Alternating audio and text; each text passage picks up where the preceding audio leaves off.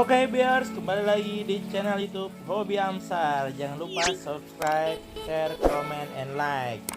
Oke, kali ini kita akan membahas ikan lohan saya, ikan lohan terbaru yaitu si bocil Messi. Jadi ini adalah ikan lohan pencu saya, dimana dia kecil-kecil tapi cabai rawit.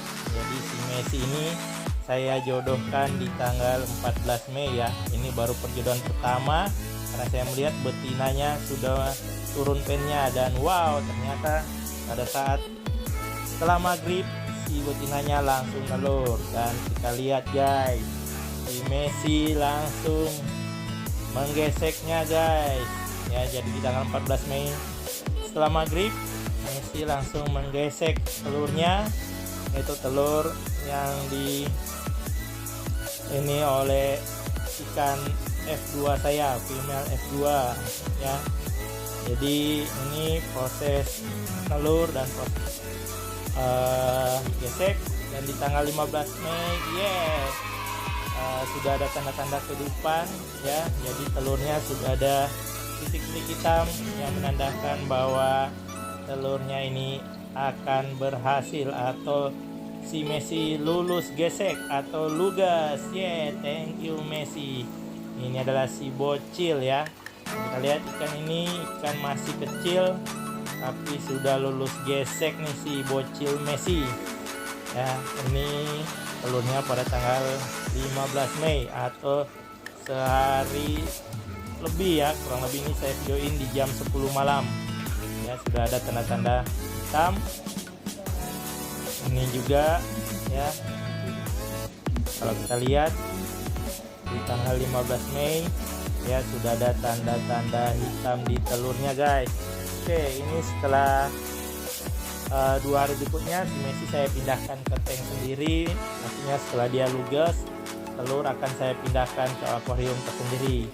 Nah, ini di tanggal 16 setelah cobek saya pindahin ke akuarium tersendiri, si telur-telur yang tadi sudah lulus digesek atau sudah dibuahi oleh si bocil Messi sudah mulai ada pergerakan, dan beberapa telur sudah mulai jatuh guys ya. Jadi ini adalah hari pertama, telur sudah ada beberapa yang menetas, dan ada beberapa yang kalau teman-teman lihat itu ada yang berwarna putih, itu telurnya tidak berhasil digesek ya, atau nanti akan jadi telurnya akan mati ya. Tapi lumayan nih, setengah cobek ya, hampir semuanya lulus gesek oleh si bocil Messi ya guys. Jadi hampir separuh dari cobek. Cobek ini kurang lebih ukurannya ada sekitaran 25 cm ya guys ya. Kalau dilihat ini kalau full bisa sampai 2000 telur mungkin. Kalau ini saya prediksi ada sekitaran 1000-an telur ya guys. Kalau dilihat ya, di dasar akuarium sudah ada telur-telur yang jatuh tapi belum menampakkan wujudnya, masih bergerak begitu aja. Jadi ini di tanggal 16 Mei malam ya, ini sudah ada telur-telur yang jatuh ya. Jadi teman-teman, ini menandakan bahwa si telur sudah berhasil, dimana telur itu berwarna kuning dan di ujung telur sudah ada seperti ekornya ya, kalau teman-teman lihat, tapi sebagian besar masih menempel di cobek ya guys. Oke, ini di hari pertama. Oke, ini masih, kalau tidak salah ini jam 11 malam ya.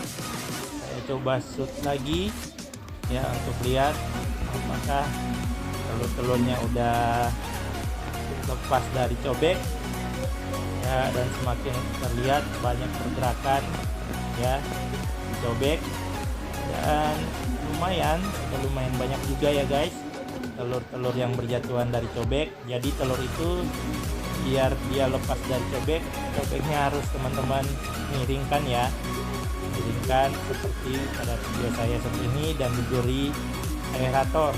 Jadi intinya aerator yang akan membantu untuk telur-telur itu lepas dari cobeknya. Karena kalau kita tidak bantu sama aerator, posisikan seperti ini, nanti telur-telur yang putih itu akan berjamur dan akan ada serat-seratnya, Nah, dia yang akan nanti mengikat telur-telur yang hidup. Nah, jadi sebaiknya dibantu dengan aerator. Ataupun kalau teman-teman sudah lihat, itu bisa digeser aeratornya ke telur. Dan ini adalah hari kedua ya, tanggal 17. Ini saya bantu pakai aerator untuk biar semua telur itu jatuh, termasuk telur-telur yang tidak jadi ya. Kalau kita lihat yang putih-putihnya juga itu jatuh ke bawah.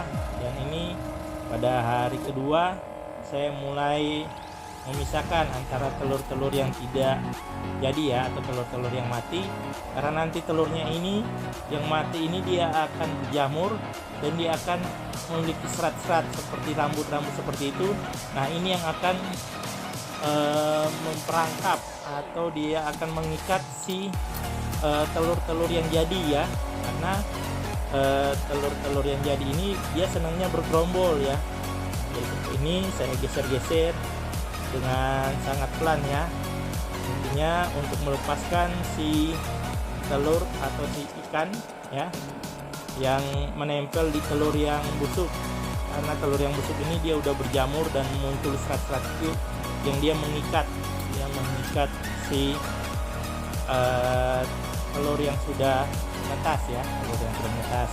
Apa saya bilang sudah menetas karena udah muncul ekornya ya, udah muncul ekor ikannya. Jadi ini saya sedot seperti ini untuk mengambil telur-telurnya mati, karena kalau tidak kita ambil nanti dia akan mengikat telur-telur yang sudah menetas, itu pun akan terikat, akhirnya akan jadi mati juga ya.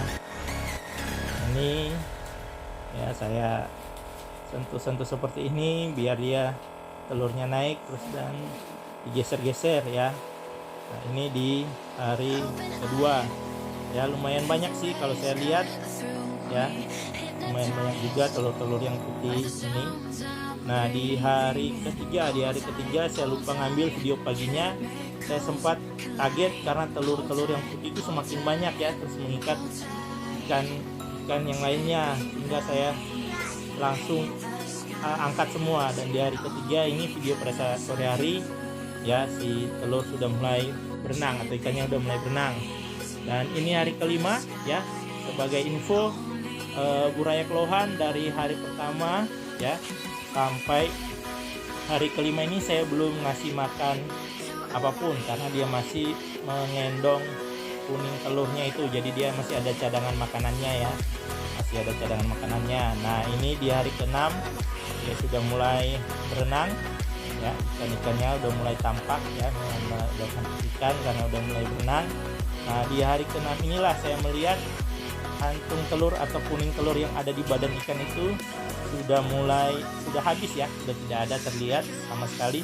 Makanya saya memberikan pakan ya, pakannya itu adalah Artemia. Di sini saya memberikan Polaret ya, Artemia Polaret yang kering ya. Jadi dia ada, kita bisa kultur atau kita bisa beli yang kering atau bisa beli yang basah.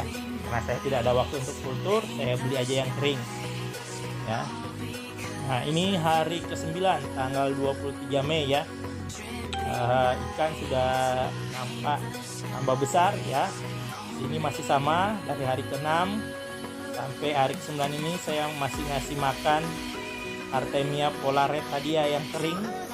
Yang kering sehari 3 kali makan atau 2 kali makan karena saya juga kerja. Oke, ini hari ke-13 ya. Hari ke-13 kita lihat di sini ikan baru selesai makan ya, makanya perutnya tampak buncit dan berwarna orange ya, berwarna orange gold gitu karena makannya Artemia ya. Karena Artemia itu sendiri warnanya gold ya. Kalau saran saya sih biar tidak ribet, beli aja Artemia yang kering seperti tadi ya, Polaret, terserah untuk mereknya, terserah kawan-kawan hobi ya semua. Nah, ini di tanggal 30 hari ke-16 sama dan sudah tampak lincah ya. Kalau ini saya hitung-hitung mungkin hanya prediksi ya, prediksi saya mungkin ada lebih dari 700-an ekor untuk burayaknya yang ini. Nah, ini mulai tanggal 2 Juni atau hari ke-19 saya sudah memberikan pakan cacing sutra ya. Ini di hari ke-20 di hari ke-19 saya kasih pakan cacing sutra karena ikan udah mulai lebih besar, dan kebetulan juga artemia keringnya udah habis. Nah, kekurangan dari pakan hidup cacing sutra ini itu akan cepat membuat air menjadi keruh seperti ini nih. Tanggal 19 saya kasih makan cacing sutra, tanggal 20 air sudah jadi keruh. Nah, ini hari ke-24 sama ya, saya memberikan setelah hari ke-19 saya memberikan pakan cacing sutra ya. Cacing sutra ini sangat bagus sekali ya teman-teman hobier semua untuk merangsang pertumbuhan. Jadi ikan itu akan cepat berkembang dan cepat bertumbuh. Hanya salah satu kekurangannya itu air akan cepat kotor teman-teman semuanya. Karena kenapa? Karena pakannya tersedia setiap saat dan ikan bisa makan setiap saat. Kapan mereka lapar mereka makan. Pastinya setelah mereka makan mereka akan buang kotoran. Makanya air akuarium 2 kali sehari saya ganti. Nah, ini adalah pada tanggal 14 Juni 2022 hari ke-30, genap sebulan ya guys. Ini baru saya ganti airnya. Ya, terlihat ikan sudah berukuran 1 cm sampai 1,5 cm ya. Sudah nampak benar-benar bentuknya ikan ya. Oke teman-teman semua, ini adalah video burayak dari pertama sampai umur 1 bulan. Terima kasih.